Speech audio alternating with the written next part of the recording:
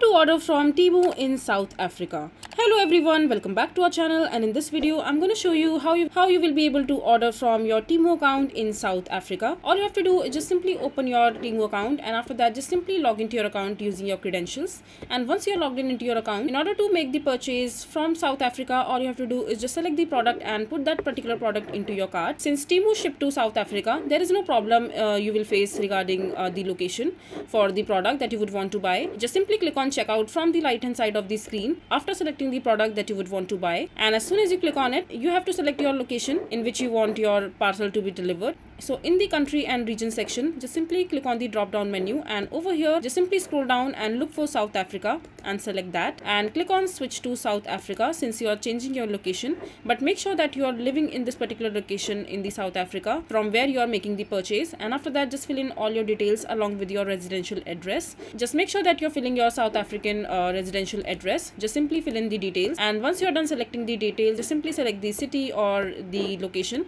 and after that on the next page you have to click on continue to payment, and you can see there are different payment method options that you can select from. After that just simply make the payment and your parcel will be delivered to your South African residence, and just simply make the payment, and then yeah, you are done. So this is basically how you will be able to order from Temu in South Africa.